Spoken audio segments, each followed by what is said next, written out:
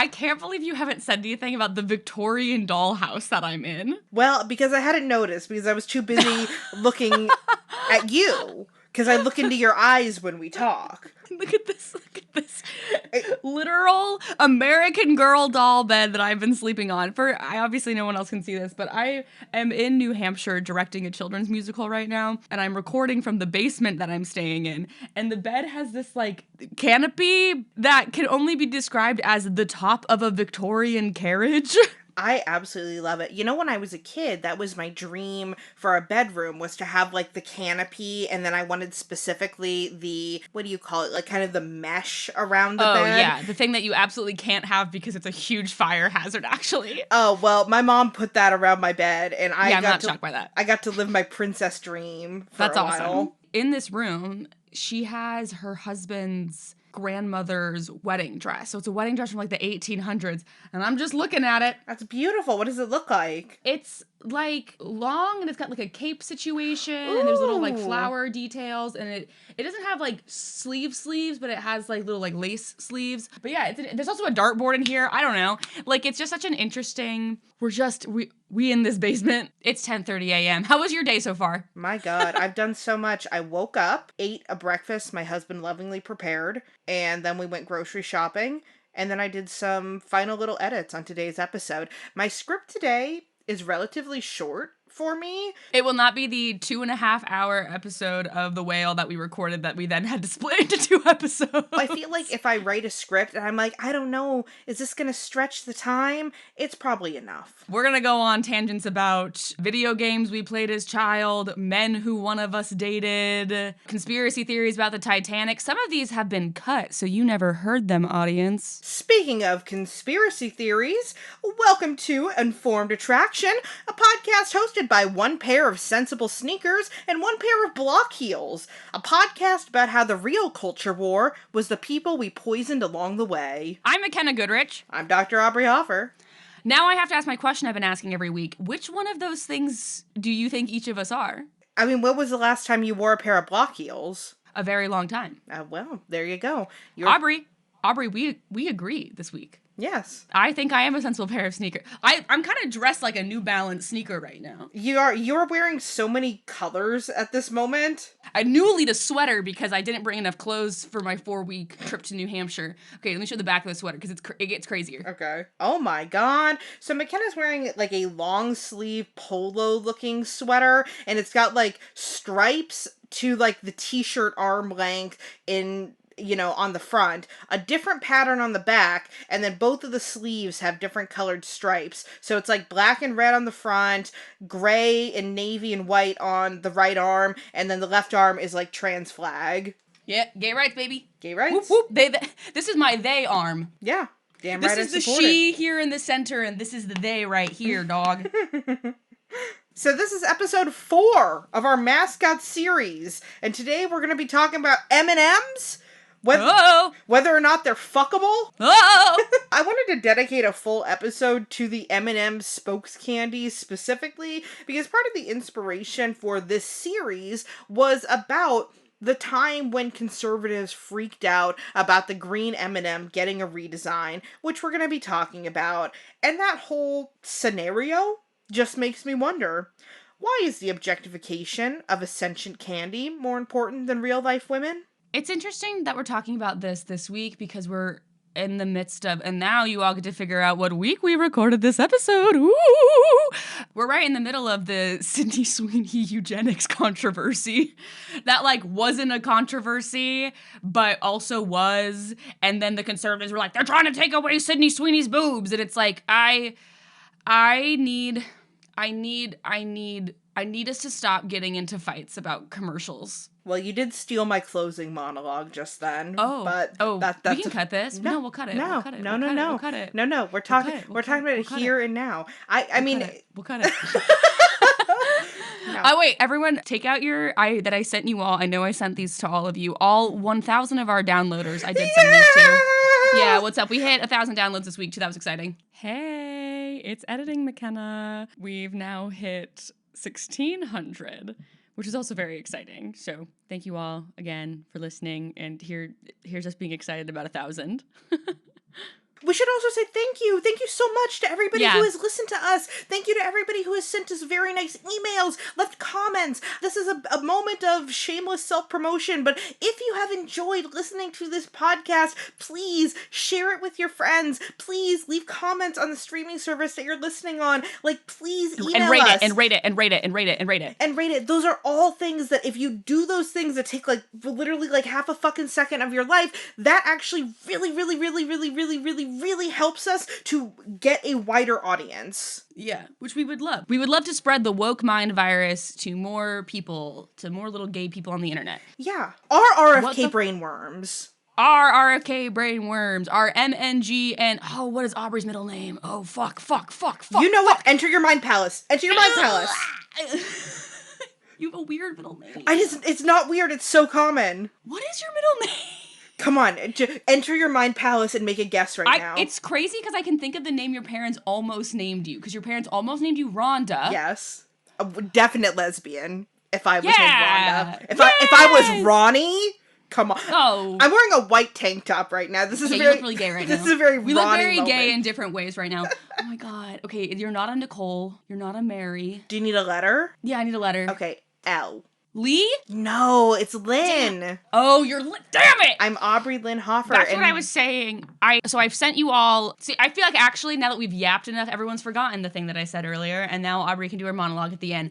Boom! Sometimes tangents serve a purpose, motherfucker. I don't have a real model. I mean, really, I just have some notes about you didn't that. Write a Mackenna Goodrich style, American Psycho, big point, Marcus Parks ass Batavia speech for the end of this episode about the M&Ms? I didn't. I'm firing Aubrey. I'm sorry. I'm kicking Aubrey out of all of the music leagues we're in. Friendship is over. No, I also entered a Beatles music league with a bunch of strangers. Yeah! So we're gonna see. This week it was your all-time favorite Beatles song. And Which is? Mine is Dear Prudence from the White Album. Dear Prudence. The sun is up, the sky is blue.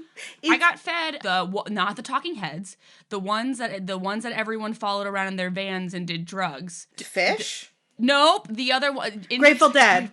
Yeah.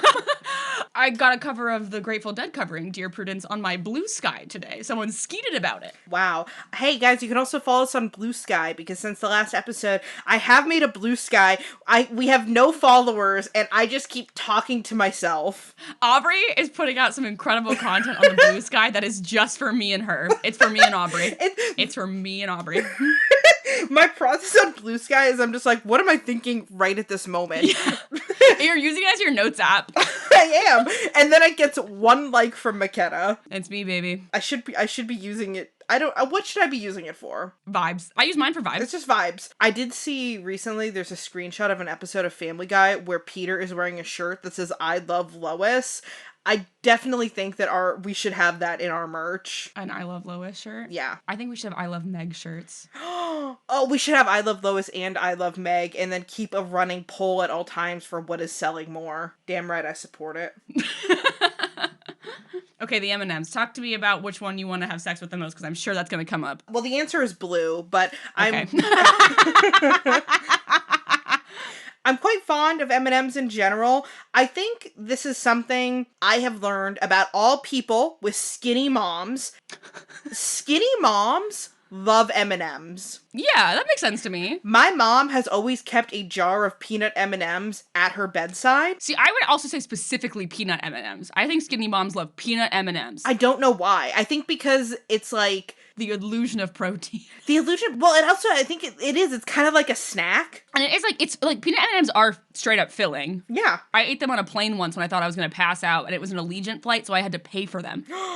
I was also a big fan of the M&M experience in Las Vegas as a kid. Oh, yeah, me too, baby. Oh, tell me about your M&M experience. I was so obsessed with the green M&M as a child. I really was. I was her for Halloween. There are photos of me and my brothers in a green M&M t-shirt, and then Trent and Trey were the orange and blue ones. And like we were fucking M&Ms kids, and so we were going buck wild during the M&Ms experience. Do you remember the 4D movie? Oh, of course. That's actually kind of lost media. I couldn't find a like full version of it, and apparently one doesn't really exist. I vaguely remember that the plot involves the red M&M gambling away his M, and then he like gets it back. But because part of the whole like experience is the printing of the things on the M&Ms. Yeah. And so basically I tried to see where what are they using this theater for in the M&M experience, and they just have it like blocked off. It's where they send the kids to fight if they're naughty during the M&Ms experience. It's the boxing ring for the youths. I remember the M&Ms experience. I will never forget, and one day I will get my revenge. What? What is your favorite color of M&M that they don't have? Like, I remember when I went to the M&M experience, I was very stoked because I could get a lavender M&M. Okay, I was literally gonna say lavender because we're gay. Yeah! Because we're gay. Lavender has always been my favorite color. This is why you and my roommate Jasmine get along. We're lavender girl. That's the thing. Purple girls are such a specific breed. You know the show 4 Weddings? Of course. There's always I fucking love 4 Weddings. There's like every so often on 4 Weddings there's a girl and her theme is just purple. Yeah. Because if you're a purple girl, everybody knows it. It's clear to everybody. Yeah. Unfair that Jasmine's favorite color is lavender though, because she has first of all, she's the most beautiful woman to ever exist. Second of all, I specifically love when women with her skin tone, hair color, eye color wear pastels, because that is the type of person who's meant to wear pastels. Yeah. Actors out there, self-tape backgrounds. Everyone's self-tape background is always blue, or it's always blue. It's always that blue freaking thing. We have a big piece of purple butcher paper up in our house because all of Jasmine's self-tapes are done on a lavender background. I love that. So I also took a little break last episode from lamenting about the evilness of companies. However, you did. In this episode, I will be returning to that. You did just spend the entire last episode calling Tony the Tiger a conservative. Yes.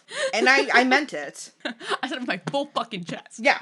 I basically learned this week what is common knowledge about the evilness of the chocolate and cocoa industry, and I'll be reiterating some key points from that later. So we're gonna start out light, and then it might get a little heavy metals, as it were. Ooh. So, what are M&Ms? If you're somebody who's like, what the fuck are you talking about this entire time? M&Ms is the brand name of a color-varied, sugar-coated dragée chocolate confectionery made by the Mars Wrigley Confectionery Division of Mars Incorporated that was founded as M&M Limited in 1941. My understanding of a dragée chocolate confectionery is that it is just what an M&M is. So it's a piece of chocolate with a candy coating around it. So M&Ms were created by Forrest Mars Sr., who was likely inspired by the Smarties brand of candy that he probably encountered during the Spanish Civil War. It's not Smarties like we're thinking of in the United States. Okay. So in the United States, Smarties are these like little chalky, sugary discs.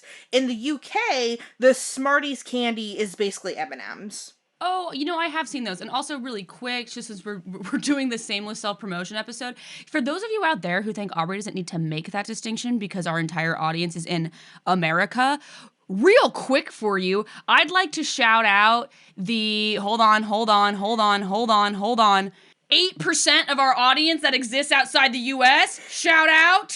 Most of you are in Canada, but we got a couple from other places too. Shout out one time to the one person who has listened to this podcast in South Korea. South Korean listener, if you send us a picture of yourself, I will post it on all of our socials.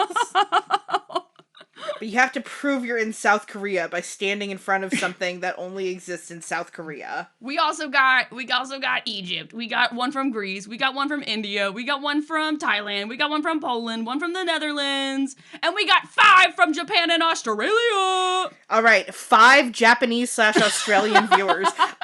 If you all get together, take a group photo. You gotta cross a whole ocean to do that. But do all it for 10 me. of you gotta join in the middle.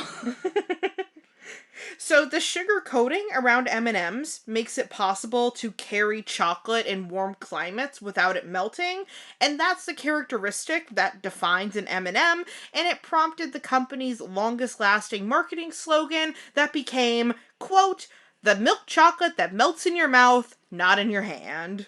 Aubrey, do you kind of like when the insides of M&Ms are a little bit melty? Oh, I love that. My favorite, well, I was going to ask this later, but my favorite variation of the M&M is the mini M&M. Specifically, I like to pop open the little tube and just take it like a shot. Chug them. Just chug them. Do a straight chug. My controversial yet brave opinion is I really like pretzel M&Ms. Oh, I love pretzel M&Ms. Sweet. I historically do not really like coffee. I only drink coffee every now and then. I really don't like coffee flavored things very much. Yeah. However, the M&M caramel cold brew, delicious. They're just enough sweet with the chocolatey, and that sounds like my dad product if I've ever heard one. Like, I hope Brent knows that Dad, you're not listening to this, but Brent, if you happen to click on this episode in particular, I just feel like if I had to represent you as a product, it might be the M&M caramel cold brew. They're very good. Those are always going to be nostalgic for me because I had a pack of them when I was driving across the country from Arizona to Kentucky. So, yeah, that and then mini Alani's are what fueled me in that trip. Not to flex how cute I am, but every time Aubrey drives across the country from Kentucky to Arizona, I do make her a playlist. Yes. Get on my fucking friendship level, you freaks. No, it's amazing. I just asked Mackenna for content, and then Mackenna sends me enjoyable podcasts, enjoyable music. I'm better than other people. So much like Fruit Loops, there is a misconception by some people that the different colors of M&Ms have different flavors. They do not. All M&Ms taste the same. Yeah. Just like how in real life, human beings, even though we're all different colored flesh, we all eat the same. Doesn't matter. If you're roasting a leg, does not matter. I've been talking about cannibalism too much recently. I love thinking about cannibalism. My problem is I think that I would eat somebody. I know. Aubrey, I know. I know. I've said many times. I know. Well. Alive! Okay, anyway. So each M&M has the letter M printed in lowercase and white on one side. M&M has produced many different colors. The colors that are in a traditional pack of M&Ms has changed over the years. The original M&Ms had a semi-sweet chocolate filling, and when they introduced other varieties, that became the plain/normal variety. The first alternate variety was the peanut M&M in 1954, which is a peanut coated in milk chocolate, coated in a candy shell that remains a regular variety.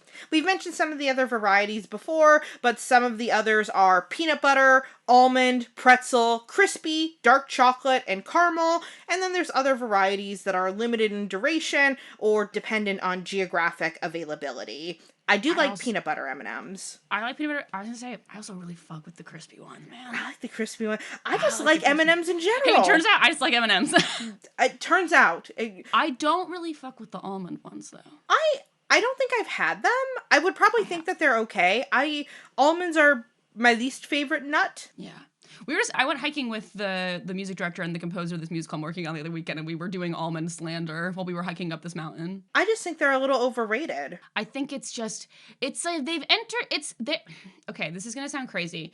Almonds to me are like the broccoli of nuts in that the meal prepping chicken rice broccoli community has co-opted them to a degree that I just feel that they are not mine anymore. But the difference between broccoli and almonds is that broccoli is actually delicious, and I wish that the orthorexic boys haven't taken it from me, whereas I'm okay with the almonds being taken from me. My favorite story with almonds is that I enjoy wasabi almonds, and one time I was like, I'm gonna keep a bowl of wasabi almonds on my coffee table because that's Nice. I like the idea of having nuts out in my Treats. house. I forgot. Nuts out in your house. There are nuts out in my house all the time. All the time. I forgot that I have a dog who's a fat little fucker. And one night, I'm sitting there, and I'm like, man, Josh, you're really loving these wasabi almonds. And he's like, I don't eat these. And I said, what? Uh-oh. What? Because I haven't been eating these. And then we then you both looked at Butters. And then we turned to our little dog. There was probably 2/3 of that she ate before we noticed. And I just imagine her little face just being like, damn, these kibbles is spicy. But I'm going to keep eating them. Hey, do you remember when you put your dog on a diet because you're a hypocrite? I just fed her a normal amount of dog food twice a day. Her shits looked like paydays for like 3 days. There was a point where she was pooping, and she poops out her little payday looking log, and then she does another little push, and just a single little almond comes out. Oh, awful. Awful. Just horrible. I don't know if I'll ever have human children. And if you do, they will be 3 dumb boys. They will be. I have the opposite of baby fever. Josh and I both right now, though, have some kind of little puppy kitten fever. We keep watching puppy kitten videos and keep being like, oh, wouldn't it be so nice? I don't know. We want the family to grow. Since 2003, M&Ms have been sold in more than 100 countries. And now I'm going to get into the marketing of M&Ms. So the M&Ms marketing has pretty much been the same since the 1950s. So early black and white ads for M&Ms in 1954 featured 2 talking anthropomorphic M&Ms, one plain and one peanut, diving into a swimming pool full of chocolate. And basically, since then, just these M&Ms with arms and legs have kind of been the vibe. So concurrent with the 1995 blue M&M... Can you imagine if they didn't have arms? That'd be fucked up. If they just had legs and they were just like waddling around. Oh, fun? I don't like that. If they were just like, they were able to do kicks and stuff, but they couldn't gesticulate. That disturbs me. I like that. I think this is the first time I've genuinely disturbed you on the podcast, and it's thinking about M&Ms not having arms. You've amputated them. I mean, no shame to the amputee listeners. So concurrent with the introduction of the blue M&M in 1995, what's the personality of the blue M&M? He's a cool guy. He's the cool guy. Yeah. I actually found a little change.org petition where somebody was like, make the personality of the blue M&M more specific. And their criticism was basically the M&M, he's just the yellow M&M, but he kind of has the red M&M's personality, and he just doesn't really have a lot going for him. And there's about 30 signatures on it. So... And we can get those numbers up. I think Informed Attraction can up those numbers, baby. We can up those numbers. Yeah. All 60 of you that listen to this episode, we can get those numbers up. Yeah. So just Google it. I'm sure you can find it, and we can all... We can make the blue M&M great again. Yeah. So in 1995, they introduced the blue M&M, and that's when they introduced the computer-animated spokes candies into their television commercials as we know them. So... Wait, so so then in that original ad you were talking about, where the red and yellow one dove into a pool of chocolate, were they weren't computer generated? Well, like 3D animated. They were like 2D animated. Oh, they were 2D animated. Okay. Yeah. I was like, did they like stick arms and legs onto an actual M&M? I was like, what Frankenstein monster was in that original commercial? But I'm here now. I'm locked in. No Cronenberg monsters in the M&M ads in the 1950s, unfortunately. So in the 1990s, they introduced the computer animated spokes candies as we sort of know and love them today. This depiction and this campaign was made by Will Vinton in 1995. He is a known figure in the commercial world because he created the clay animated California Raisins in 1986. Aww. So multiple kind of iconic ads under this guy's belt. Aubrey, I gotta ask. Yeah. Did the California Raisins do it for you? Let me look them up. This week they released a puppet version of a bunch of like the Count Chocula Boo Berry guys, and if you follow me and Aubrey on Blue Sky, I did skeet it at Aubrey and say, Aubrey, this do it for you, and Aubrey agreed that Count Chocula is kind of cool in puppet form. You know, I will say, I think that the California Raisins, I kind of like the long one. He looks kind of like Kramer from Seinfeld. They do look a lot like the dates I just bought today. I feel like they're not raisin looking enough. They also look a little bit like testicles. Hey, nuts out in the house. I've always been a big fan of balls. I was going to bring that up, but I didn't know if you were going to want me to bring that up. But Aubrey has decreed herself a fan of balls in the past to me. I love balls. I think they're neat. I like just seeing them do what they do. Hanging out. Yeah. I just think wieners are fun. I want to just flip it around. I just want to flip it around. Yeah. I think it's fun. Yeah. This was the episode we should have video recorded because we're doing a lot of fun hand gestures today. Yeah, I'm flapping my hands back and forth. That's what I want to do with a wiener when I see one. Is that what if you had one for like a little bit? My boss is listening to this. I'm like, hey guys, I'm doing this podcast, and whenever I describe this, I'm like, yeah, we're dissecting beauty standards in media, and then you listen, and I'm just like, on the balls. Hey, you know what? I feel like there is a lot of discourse, and I'm guilty of it being like penises are ugly. So Aubrey, you are doing discourse because you're reclaiming the beauty of the wiener. It could never be me. I love a penis. I think they're so fun, and I think they look like a little tulip that's about to blossom, and then they blossom, and I just think that's great. This is an episode about M&Ms. So who are these little guys? So the M&Ms are a team, is how they're typically described. A team that gets together for what purpose? Not really sure. I'm assembling. What is it? I'm assembling a squad. What is in what, like Avengers? No, it's fuck. No, it's a team. It's from I'm putting together a team. It was a meme on the internet, but it was often associated with the Avengers and the Justice League. But do you remember that when... Yeah. Because it was also said like Inglourious Bastards and the Justice League movie. Yeah. But then people would tweet it and they would just like put a bunch of people together. And so like this one is like all of the evil like billionaires who've been arrested. I'm putting together a team.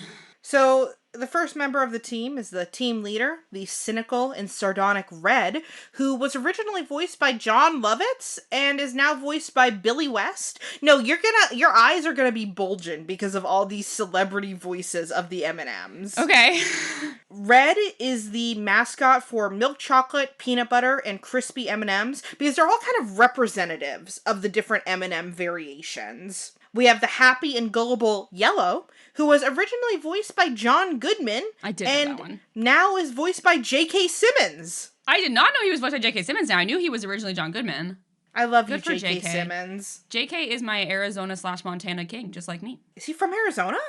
I believe is from Montana, but then has lived in Arizona at some point. Oh, well, he's from... Okay, this is confusing. He's from Michigan. He went to college at the University of Montana. Mm-hmm. And then he has, because he did stuff at Big Fork Summer Playhouse, shout out to where my parents live. And then he has some association with Arizona now. I can't remember, or maybe it's his brother lives there now. Mm. Yeah, I think his brother is like super involved in, his brother is a musician in Arizona. His brother, for real Simmons? JK No, just David. Oh. Yeah, so I guess JK is my Montana king and David is my Arizona king. I love J.K. Simmons. J.K. Simmons is sexy. J.K. Simmons is sexy in Whiplash. Yep. That's my Whiplash. Damage. That's in my letterbox top 4. At some point we should talk about Whiplash because there are 2 movies that I think accurately capture what it's like to be in academia, which is what I do for work, and they are Whiplash and Who's Afraid of Virginia Woolf. Oh. You know who'd be really good in Who's Afraid of Virginia Woolf? Me. J.K. Simmons. J.K. Simmons would be me and J.K. Simmons? Again, J.K. Simmons is someone where I really do feel like if we met and we had a nice glass of wine together, I think he'd be in love with me. Okay. So, the yellow M&M is the mascot for Peanut, and that's all. And that's it. He just represents the... They didn't give him almond, too? They just give him peanut? No, I will talk next about almond, because the next one is the cool one, Blue, who was originally voiced by my king, Phil Hartman. I feel like I talk about Phil Hartman all the time, so eventually we'll do a fucking Phil Hartman episode, because that's also kind of a true crime episode, and it is. I think that he is really cool. I think that the role that Phil Hartman played in media has, like, not fully been realized since his death, because he was just like, he was like funny, also like a little bit swarmy, but also like always well intentioned, but he could play kind of a douchey guy. I don't know, he had a lot of interesting little aspects of his character. He's now voiced by Rob Pruitt, and Blue was the mascot for Almond M&Ms. Okay. I say was, he is the mascot for Almond M&Ms. They haven't retired Blue, they just don't use him as much. If you read the change.org petition about making the Blue M&Ms personality more specific, you'll see what they say, because I feel like if he's the almond one, like, he should be like the workout king, you know what I mean? Like, he needs to be like Blue should be the grind set influencer of the M&Ms. You know what I mean? That's the thing. I feel like if M&M's wants to do a little bit of a pivot and a new campaign, they really got to put Blue at the forefront. Yeah, like, if they wanted to lean into, like, the almond mom. The almond mom of it all, they should just make him, like, workout vegan king. Yeah.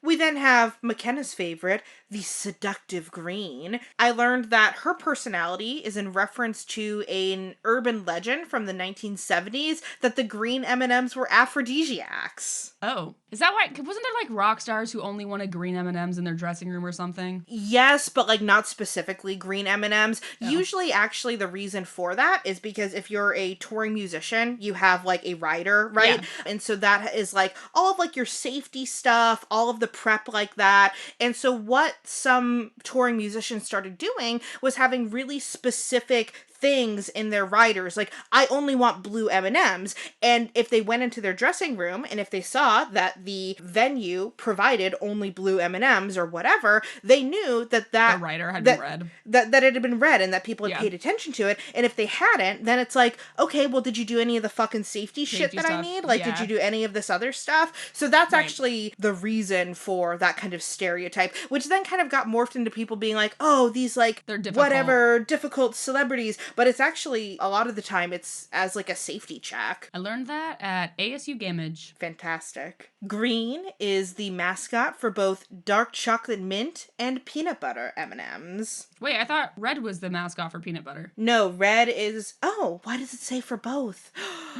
That's crazy. We need to call Big Mars and get the answers to this. Wow, big chocolate. Yeah, I had in my notes that red was also the mascot for peanut butter. Peanut butter M&M's mascot. It's gonna be like fucking orange, and I'm gonna be like, what the fuck? It says it. Oh, in fact, both at various places, green and red are listed as them, but her main flavor is peanut butter, I guess. So okay. Yeah. All right, so that's Green's thing. We then have the slightly neurotic Orange, who's voiced by Eric Kirchberger. I always feel horrible for the Orange M&M. I'll say as an adult, that guy's my favorite. When I was a kid and I was like a girly pop, I loved the green, but now that I'm a neurotic adult, much like my love for the clip of Gonzo looking directly into the camera going, guilt, I really identify with the orange M&M because I too am riddled with anxiety. It's true. You're Gonzo and I'm Rizzo the Rat. It's really, I haven't thought of a more, and like, look how we're dressed right now, Aubrey. I got a weird little sweater on and you got a white on. We are serving Gonzo and Rizzo the Rat today. Someone get us in A Christmas Carol. Orange was introduced when the crispy variety was first released, and he's currently the mascot for Pretzel that debuted in 2010. Yeah. I do want to say that as the mascot of Pretzel, Orange was joined by the second non-M&M mascot named Pretzel Guy, who supports the Orange M&M and offers him helpful advice, who hates the idea of having a pretzel put inside of his body. I do not like Pretzel Guy. I find that a little bit cursed. I have hate in my heart for all the non-M&M's mascots. Oh, he looks weird. I know. He's cursed. Yeah. Describe pretzel guy. Like your standard looking pretzel, like the big shape. The big shape. Mm-hmm. It's not it's not like a stick pretzel or a twist. It's like it's like when you get like a pretzel at a bar. And he's got eyes that are real close together and a little mouth, and they gave him floating eyebrows. And then he has arms and legs that look exactly like the arms and legs that the M&Ms have, except for they're also made of pretzel. I think it's just like, he looks kind of like Clippy from like the Microsoft Word universe. Yeah. But somehow that's really disconcerting when you put him next to an M&M. Yeah. So there are some discontinued M&M spokes candies. So also in this 1995 lineup, the female characters were green, and then there was a tan M&M who was actually the peanut spokesperson in addition to yellow. They discontinued tan when they introduced blue, so like blue then replaced tan, but then blue was almond, and then yellow took complete control over peanut. There's a lot of politics involved in this decision. Not really, but maybe. I am curious about these like board meetings where they're like, oh man, we gotta get rid of her. We also had the original almond, who was a green guy M&M. Orange was originally a female peanut character. And then we also had They really were like auditioning these female peanut characters, and they were like, we gotta go back to our guy yellow. Yeah, literally, I think it was just like, doesn't work. And I'm like, how do you even decide that? No one has the level of aura that the yellow M&M has. It's aura true. Off the charts. It is. There's also Chocolate Bar, who was also voiced by Phil Hartman, who was the other non-M&M character. And basically, Chocolate Bar's role in the commercials is that he always gets foiled or outdone by red and yellow by being melted, because M&Ms do not melt. There's also the Swarmies for the minis candies, which are these... Ooh, I hate Chocolate Bar! I also hate Chocolate Bar. Describe him. He's so weird. He, like, kind of looks like a Hershey's bar, but he's, like, in the ad that I'm looking at, he's, like, laying on a deck chair that you would, like, lay at a pool, and he's got he's got, like, the cunty little sunglasses on that I own, and I just don't like his ribbing. Yeah, I find him unsettling. He is not ribbed for my pleasure. No. You also have the Swarmies characters for the minis candies, which are destructive yet crafty troublemakers. I hate them. I want to kill them. And red and yellow are always trying to contain them after they get released because of the... Who let the dogs out? Yeah. I don't like them. They're like little gnats, and I want to eradicate them all. So Green remained the only female M&M mascot from her introduction in 1995 until 2012, when they unveiled a new spokes candy, Ms. Brown, who's voiced by actress Vanessa Williams. Slay mama. And she's the chief chocolate officer. I couldn't find that she's a specific mascot for any particular M&M. She's their boss. Yeah. She's just in charge. Yeah. There was a Super Bowl commercial featuring the M&Ms where Red gets transformed into a human being after finding a lucky penny and wishing that he was inedible. Do you know this commercial, Mackenna? No. Do you want to guess what actor portrayed the red M&M in that commercial? What year was this?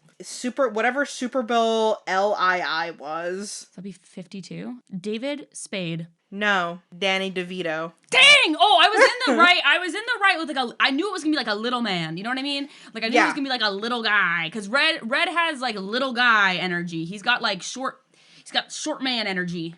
He's an angry little man. He's an angry little man. Yeah. So in January 2022, Mars announces plans to alter the design of the M&M characters. The company announced that the aim of this change was to make their characters more representative of a broader array of human personalities and personal backgrounds. So there's really like two major M&Ms. The woke M&Ms. The DEI of the M&Ms. There's basically, I would say, 2, maybe 3 changes that they make. So, among these changes is the adoption of more casual clothing for both green and brown. So, specifically, green historically would wear go-go boots. In the new redesign, she wore sneakers.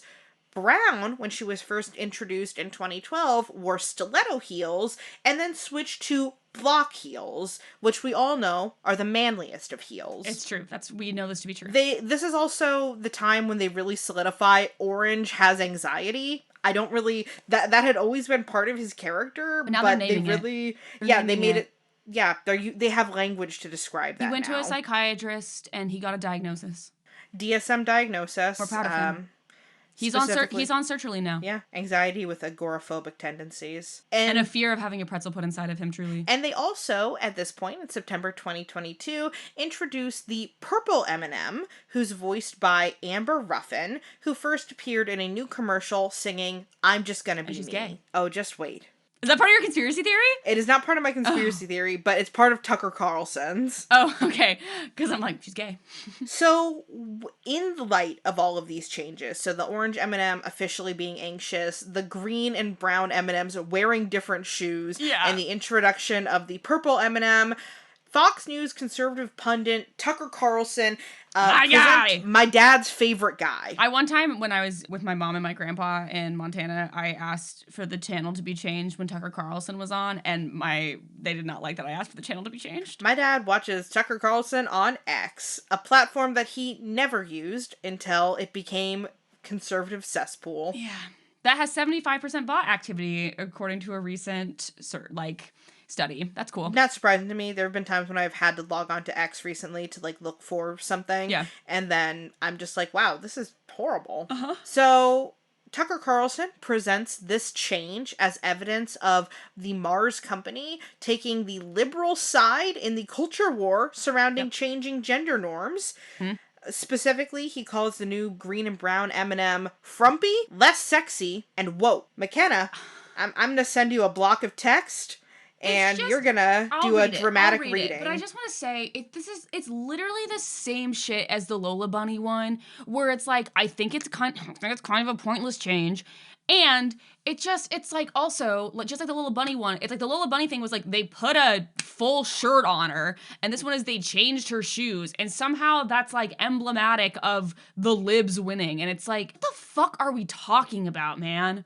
Anyway, I hate all of these guys. I hate all of them. Am I doing Tucker Carlson? You can do Tucker Carlson. Fuck. Or just do a whiny little bitch voice. Yeah, because I have a Ben Shapiro on. Wait, hold on. Let me listen to Tucker Carlson talk really fast. Tucker Carlson. Now your fucking YouTube algorithm's gonna be fucked. That's fine. It already is. Let me just click on this. Here, I'm gonna fuck up SciShow's algorithm, actually. Fantastic. Oh my god, I'm so tired of weight loss ads. Constant. It's constant. And I think that's really at the heart. So distressing. Okay. He's talking about Jeffrey Epstein here. This was 2 weeks ago. Great. Okay. All right. I'm back. Finally tonight. We don't usually give story tips to NPR, but here's a story they might want to cover pretty soon. In Dallas with, M&M's the candy company has just announced it's redesigning its cartoon characters to be more gender inclusive. Bet you didn't think M&M's were pushing intolerance, but they were. They've been changed. You've been seeing those changes on the screen. The green M&M, you will notice, is no longer wearing sexy boots. Now she's wearing sensible sneakers. Why the change? Well, according to M&M's, we all win when we see more women in leading roles. The other change is that the brown M&M has transitioned from high stilettos to lower block heels. Also less sexy. That's progress. M&M's will not be satisfied until every last cartoon character is deeply unappealing and totally androgynous, until the moment you wouldn't even want to have a drink with any one of them. That's the goal. When you're totally turned off, we've achieved equity. What the fuck are you talking about, dude? Again, I do hate all this, company, fake woke bullshit, pink washing, because, it was the same thing I felt with the Little Bunny thing. They were patting themselves on the back so hard, being like, we solved misogyny by putting the green M&M in sneaker. No, you didn't. But also, then you have the Tucker Carlsons being like, oh, everything's ruined because I don't want to put my dick in the mouth of the green M&M anymore. And it's like, what is wrong with you, dog? That's fucking crazy to me. And again, just like with Lola Bunny, the green M&M looks the fucking same. It's literally an outfit change. Also, may I say, I am someone who owns go-go boots and fucking dad sneakers. The thing is you can have multiple pairs of shoes, Tucker. Don't you have a wife? They don't even have literally their costume is just the shoes. I'm getting sweaty. I'm gonna take my sweater off a little bit. I didn't have you read the whole monologue. There's more? Because it's a lot. Yeah. He also later says... What a fucking yapper, Jesus. Oh yeah, it's long. He also says the green M&M is now, quote, a lesbian, maybe. And then he calls the new purple M&M obese. What? Also, can I just say, what a weird way to get on your... I mean, I'm assuming this was on his TV show when he still had the Fox show. So it's like millions of people are watching this. What an insane way to admit to millions of people that you have jerked off to the green M&M before. Do you know what I mean? Like, there's no way to be this upset about this without being like, I'm upset about this because I used to want to have sex with this thing that I don't want to have sex with anymore. And it's like, also, if you don't want to have sex with a woman based on what type of shoes she's wearing, brother... It just blows my mind because it's how is this news? I mean, Fox News has never been news, or at least it hasn't for several decades. But I remember when this happened because it was all over the internet. Someone posted, there was an Atlantic editorial about the whole Sydney Sweeney thing that I don't totally agree with, but like what he did say is it's like a few people, like basically the cycle that he described was like a few people make, and this is the opposite thing, this is like for people who are upset. So okay, let's say a few people on the internet complained about like, it's kind of weird that like both of the female M&Ms are like drawn sexy. Yeah. 100 left-leaning people maybe say that on the internet. And then the company responds, does something about it in this instance, and sometimes doesn't, and then for some reason, the entire right-wing media outrage machine makes it seem like because it's always like that the Democratic Party establishment is somehow like involved in these decisions, and they're like Hakeem Jeffries in specific, Chuck Schumer, AOC were involved in the decision to make the M&Ms woke again, and it's like, this was like 100 people on the internet who were a little upset, and now you're treating it like Congress is about to bring a vote about if the M&M should be allowed to wear block heels. Like, it's so weird how they blow it up into these insane proportions. And it's because the internet is like running on outrage at this point, but it's just like, I find it so diabolical because this shit doesn't matter. Well, that's the thing. Like, conservatives are fascist, and, like, they always, like, conservative media always wants to paint leftists as being fascist and being like, the leftists are gonna force you to be trans. And I just feel like this feeds into that rhetoric of, like, the left is trying to change everything, right, and they're trying to make everything worse, and they're forcing this on you. And it's like, holy shit, dude. I mean, it doesn't fucking matter. That's the thing that he said. I mean, the thing that he says at the end of the quote you sent me, M&Ms will not be satisfied until every last cartoon character is deeply unappealing and totally androgynous. That's the goal. When you're totally turned off, we've achieved equity. And it's like, why are you took them updating a character design that was, what, at that point, 25 years old, them updating a 25-year-old character design, and you turn that into, they're not gonna stop until Jessica Rabbit gets top surgery. Like, I don't know what we're doing here. And the answer is that they all live in the extremes. It's the way that all of these fucking people talk, is it's all in these, like, huge extremes of, like, exactly, like, they're all gonna turn your kids trans. It's the Alex Jones, like, they're turning the friggin' frogs gay. Like, they all talk in these, like, superlative hyperbole all the time. And obviously it works, but it's just one of those things that, like, the lack of any nuance or the ability to go, like, I don't know, I feel like most of the people, like, I talk to on the left are like, well, it's kind of stupid. And it's like, you know, like, I see the companies pretending like they're woke because they put the M&M in a new pair of shoes, and I'm like, that's sort of silly. And then you go on the internet, and the right is like, they're gonna castrate me because they want me to never be horny again, and it's like, what are you talking about? Well, that's part of the, like, conservative rhetoric, too, right? Is that part of why being a leftist is bad is because it makes women less attractive. Because that's the whole thing, right? Is like, the ugly, gross feminist. Bro, I'm so fucking hot. Shut up. Sorry, not to be like, there's a lot of hot girls on the left. That's the whole reason men label themselves as moderates and not political on Hinge when they're actually conservatives, so they can fuck hot women on the left. That's literally the whole thing. Well, that's why that's why they use pictures of people like me to be like, is this what you want? Do you want a fat, ugly person to be... Do you want a hot, beautiful woman who's secure in herself? Lift yourself up, King. I think that I am a, like, lovely person, and I have love in my heart and love all around me. I didn't hear you call yourself hot. I mean... Aubrey? I am hot. Thank you. Thank you. sometimes I really do not realize that people find me attractive, and then here's what I've realized being 29 years old. Hey. Yeah. I love it. No, keep going. So, what I've realized is that, for better or for worse, when, like, a 25-year-old non-binary person talks to me, they think I'm hot. That's a weird dynamic for me. I've met several, like, 24-year-old non-binary people in the past year. Every single one of them. Like, and I'm not making this up. Like, I was at this conference having dinner with a group of people, and one of these is this, like, lovely little non-binary person who I had never met before, and I was talking, and they just looked at me, and then they go, "Oh my god, I'm in love with you." And and I was like, "Whoa, that's awesome." You had to stop being blonde because it was too powerful. I looked at pictures of myself as a blonde recently. I think I look better with darker hair. You do look better with darker hair.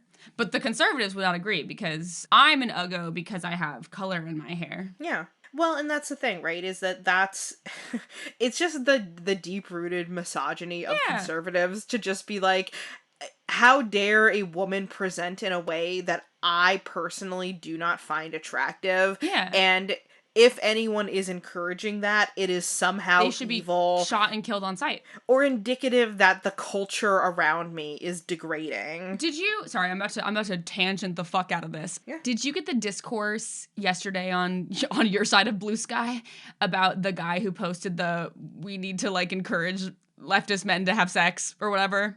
No. Some guy posted a Substack article that was about on the lines of like, we need voices on the left teaching men how to get laid. And there was like, of course, it like everyone I follow on Blue Sky was like making their little comments about it. And I mostly follow like Peter Shamashiri and Michael Hobbs. And so it's like, you know, just varying perspectives of like the male variety. I follow a lot of dudes on Blue Sky because women aren't funny. And then this girl was like, I think that the problem with all of this is that like the thing that what the teaching young men to get laid by the left boils down to is be nice and respect women and see them as people. And there's actually no way to like do pickup artistry from a leftist perspective because the whole perspective is like treat me like a human being. And I was talking about that in therapy this week, that like so many men who I have been with are like lovely guys with like good politics. But when it comes to relationships, there is this ingrained misogyny that like does not allow them to see me as a full human being. And it's like, that's the thing that actually would be useful for us to untangle for leftist men, is that like the way that your misogyny and your like conservativeness still pops out is in what you and how you relate to the women you are trying to have sex with. But no one wants to do that. They want to do, how do we teach boys how to have sex with women? And it's like, by recognizing that I'm a full human being and not Ramona Flowers from Scott Pilgrim versus the World and not someone who like exists for your pleasure and objectification. And that is my 2-minute rant on that Substack article. Well, I just think that there is like, I think there is something to this idea that there are some men on the left who really struggle with approaching women, especially in public, because they are afraid that, you know, they're afraid that, like, what if I ask out this woman and she feels so upset by it that she gives me her number when she didn't want to, and what if I've made her very uncomfortable or something like that? And I think that there is some validity to being like, hey, like, it is not an act of assault to ask a woman for her number in public, and if she like gives you her number and then doesn't ever text you because she felt weird in that moment, that's like okay. Like you didn't traumatize her. Than you. Well, and I think that then that comes back to, and I know we've had this conversation before. Like that's not sexual violence to be like, hey, would you like to go out with me sometime? And a woman says no, thank you, or is like, oh, here's my number, and then it was uncomfortable but didn't want to turn you down publicly. Like that's okay. Like if that happens, it is. But I think that also then because there's. Not to talk about Sigmund Freud, but like it comes back to now, I think there's this other form of like misogyny. I still think that some of that comes from still not viewing that woman as a person. Well, it's that white knight misogyny. It's the white knight misogyny where it's like I have agency in that situation. If you approach me and ask me out, my agency is to say no. My agency is to say yes. My agency is to say yes, even though I want to say no because I don't want to like make a scene. It's like it is still like it's. I'm having to. Aubrey, I'm getting up. I'm getting up. I'm getting up. I'm crouching on my chair. It still comes down to that same, like, you're not viewing me as a full person with feelings and emotions, and you're viewing me as, like, in some ways, like an NPC with a set of options. And it's like, I'm just a guy. Well, or like a fragile little thing, right? Where it's like, oh God, how will the poor little woman handle it if I ask her out and I'm a big ugly ogre and she doesn't want to say no to me? It's like, well, she can just fucking say no. Or she can be like, sure, and give you her number and then never talk to you again. It's like not that big of a deal. I think that's part of why like I have like really never been asked out in public, and it's partially because I think that like my vibe is so unapproachable because I think it's also a dying art. Like I don't say art like pick up artistry, but like one thing about like when like my husband is somebody who is extremely charming, and when we first started dating, he was extremely charming, and one of the things that he talked about was this learning curve when he started to like approach women in public. And he sort of says like, yeah, I probably sounded like a creep for like 6 months because if I saw a pretty girl at the grocery store, I would go up to her and I would say like, hey, I think you're really beautiful. I'd love to go out sometime. Can I have your phone number? And he basically said he was rejected about 90% of the time. Yeah. And that's the thing. It's like those women who he was like, can I have your number? And they were like, oh no, thank you. Or like, oh no, I have a boyfriend or whatever. Like you're not like, I just think there is a lot of men who think that is like, that is like akin to some kind of violence against women to like make a woman slightly uncomfortable if they want to reject you. And it's like, that's okay. That's just like how you create relationships with people. Yeah. Is putting yourself out there. And like, listen, I think the thing that would be useful is exactly that, like learning the way to do it correctly. Cause like I've also been walking down the street and had a guy just shove his phone in my face so that I would put my phone number. And it's like, yeah, that's wrong. That's don't do that. Use your word, like be an adult and use your words and actually speak to me. But it's like, that is actually, I think what would be the most useful is just being like, hey, it's okay to do this, but also like, again, it all comes back down to just like acknowledge my personhood. Yeah. Do you know who's not a person? The green and brown M&Ms, who for some reason Tucker Carlson was really upset about. Back to Aubrey. So Tucker Carlson was subsequently mocked for demanding that candy mascots be sexier.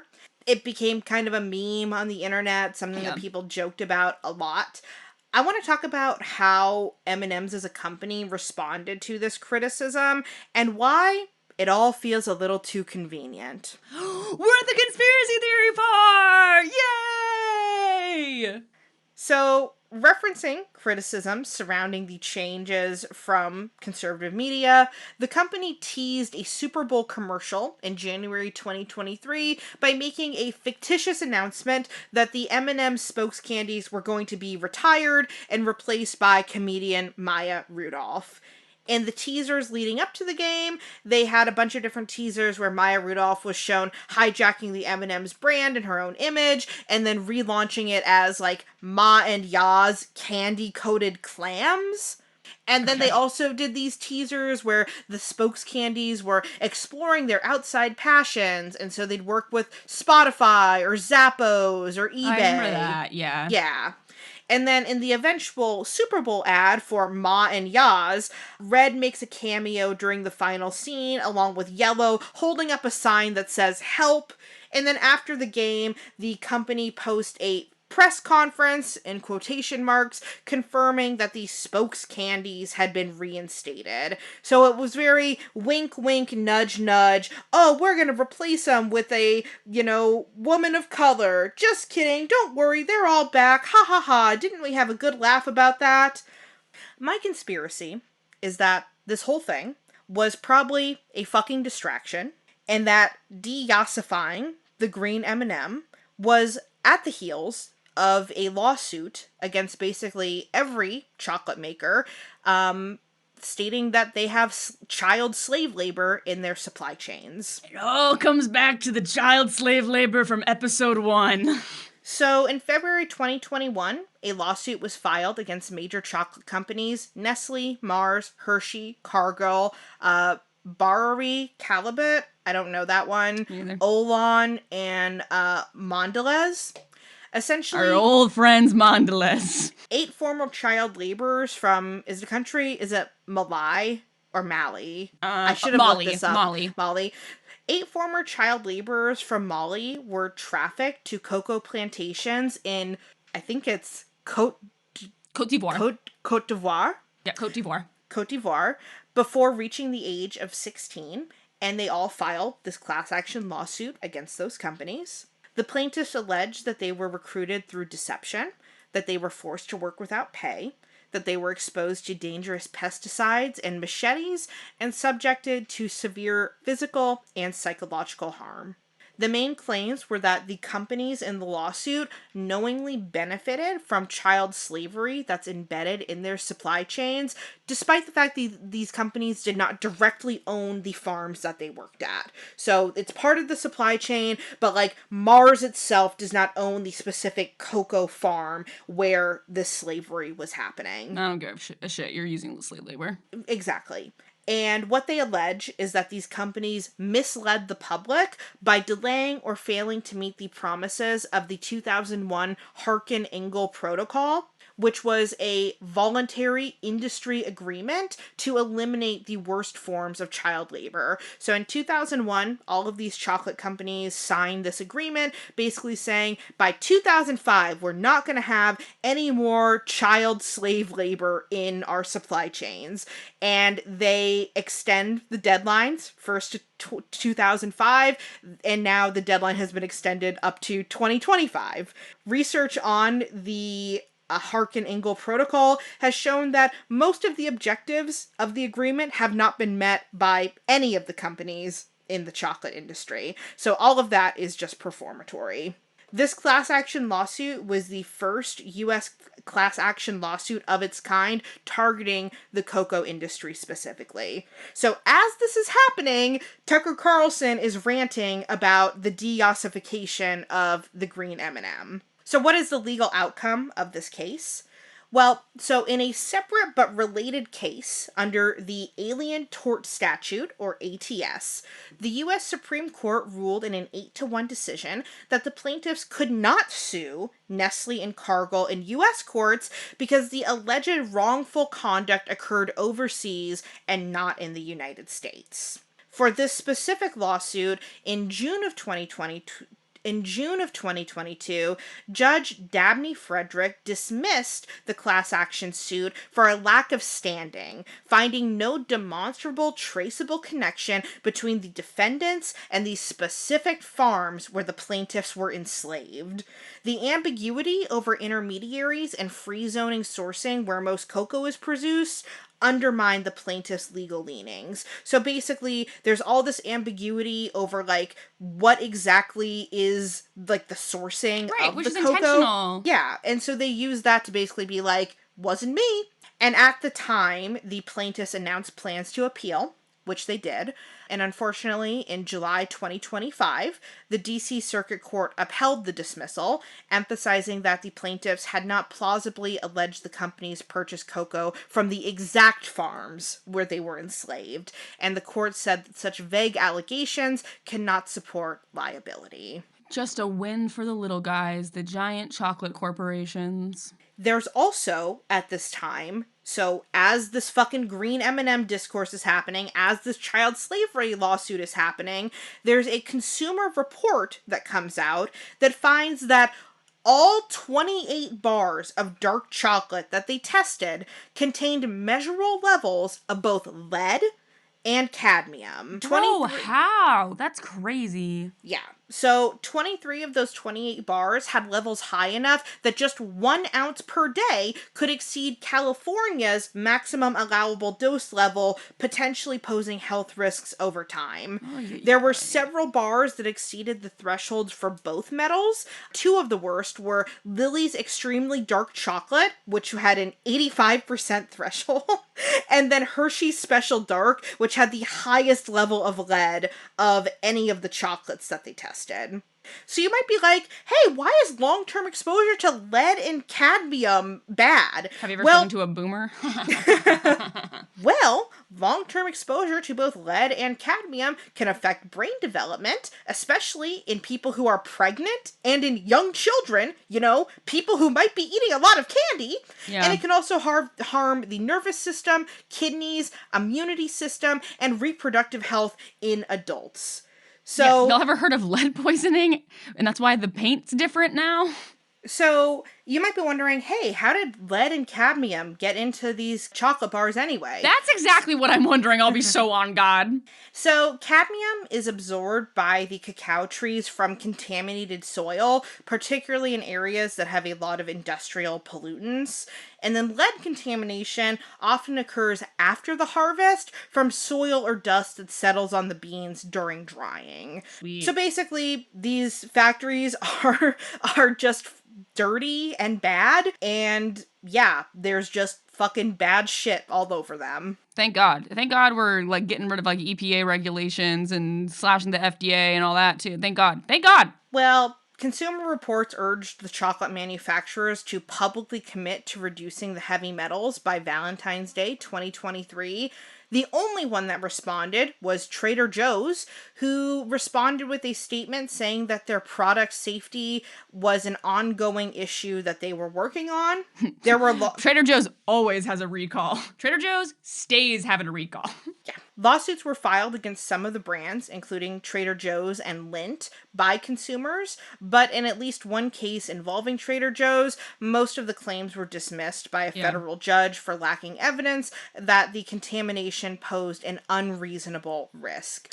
So, yeah, sorry to say, everyone, you should probably not eat dark chocolate every day, unless it's Ghirardelli, which is one of the only chocolates that was not dangerously full of lead and cadmium. Shout out Ghirardelli one time. You also might want to just do milk chocolate because it has less cacao, unfortunately. We were actually funny. We were talking about this a couple days ago in our group chat because Aubrey was in the airport and was getting airport treats, and we were talking about Tony's Chocolonely.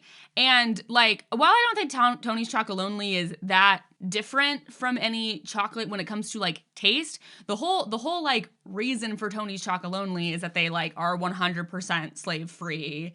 And I'm sure probably don't have this issue of, because they actually know where their beans are coming from, or where their cacao is coming from. I'm sure that they don't have this issue as much. And I think that like that's maybe the reason to spend slightly more money on chocolate, to not be buying from like the Nestle Corporation, who literally is committed to evil. Like they are committed to nothing else besides doing more evil. Yep, they are horrible. So, in my opinion, my conspiracy with all this is that Tucker Carlson was probably doing exactly what he is paid to do, which is drum up a bunch of culture war bullshit to hide corporate malfeasance. Yep. And we can all laugh at him and get our yucks, as we did earlier, for playing the part of the guy who can't fucking jork it to the green M&M anymore, but he's doing everyone on every side of the issues a disservice, and he gets to laugh his ass all the way to the bank.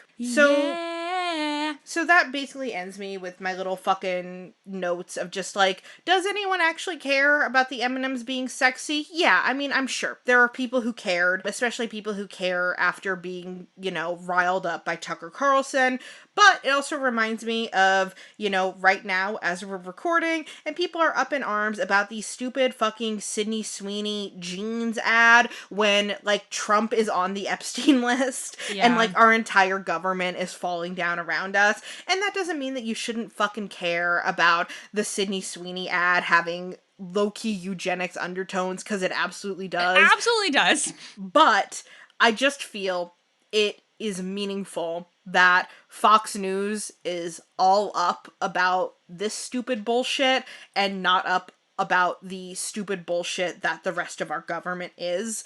And not to be like, they're pulling the wool over your eyes, it's all the fucking distraction. They're pulling the wool over your eyes, and it's all a fucking distraction, guys. It's funny, the Sydney Sweeney thing I found out about from a creator I really like on Instagram, I Heart Erica, and like she was like, this is fucking eugenics. Like, this is eugenics, and like we can all admit it. And I was like, and that was the extent to the which I was like, yup, don't like that. Also, frankly, not shocked that Sydney Sweeney is associated with it, given some of the past controversy around her and her political beliefs. I also believe that American Eagle straight up didn't think about it being eugenics. And like, the correct thing for them to do would probably be like, ooh, yikes, and like pull back that ad. But instead, now it's like they're in the position of like, in order to, and they don't care, they're a fucking fast fashion company, but in order to stand by their advertisement, they basically have to align themselves with like conservatives / fascists who are upset about people being upset about it, instead of just kind of getting to take the note that was like, hey guys, maybe we think about the fact that like when you say things like this about like a white woman, it comes off as extremely eugenicsy vibes. Maybe just don't do that again in the future. And so instead of it coming across as that, and how it's become this whole thing where it's like you have to kind of like choose a side, and it's just, and it's so like it's a meaningful note to like not do that kind of discourse in the future for that company because of like how weird it is. But now it's become this whole thing that's like, I don't care. Like, and that's the other thing. Then you it's just like, have the fucking takes, social media machine, right? Where right. Now I have fucking the 20 people who I know who do fucking online content all doing their take, and Right. it's all the same fucking take anyway. And it's just like, it also takes away from like the meaningful discourse around this issue, that because now it's just become this whole thing about wokeness and blah, blah, blah. And it's like, there was something meaningful at the center of all this. In the same way that, like, there is something meaningful about, like, why does every female cartoon character have to be sexy? Like, why is that the only way that, like, for a long time we were representing women? There is something meaningful at the center of that. Like, we talked about this in our Lola Bunny episode. Like, there is something meaningful at the center of that. But then as it gets into this discourse machine, it just gets so exhausting. And that's intentional because then it makes it demeans the initial issue. It makes it all less important. And it's like, we're being caught in this like constant cortisol outrage cycle, so that when actually fucked up shit happens, you're too exhausted to care about it. Oh, also, Aubrey, perhaps on a lighthearted note to end this on. I looked at Purple M&M because I realized we kind of just brushed over the whole Tucker Carlson calling the Purple M&M obese, because that's hilarious. Because she is just she's in the peanut form or the almond form. So she's just like the blue or yellow almond. So the blue or yellow M&M. So the blue and yellow M&M are not obese, but the purple M&M is obese. So I didn't know the purple M&M looked like. I kind of missed this whole era of commercial. So I looked her up. And when I looked her up, one of the things that I got was an image I sent you, Aubrey, which is the thumbnail from a YouTube video that is 30 minutes long called "Is the Purple M&M Trans Though?" And the thumbnail is a arrow pointing at the purple M&M that says trans candy. And that's important because, sure, hell yeah, I hope she is trans. She does have like combat boots on, so clocking her. But more importantly, she does look like Grimace. Well, I think that if Pop from Snap, Crackle, and Pop can be trans, so can the purple M&M. Make all mascots trans. Trans flag sleeve. All right.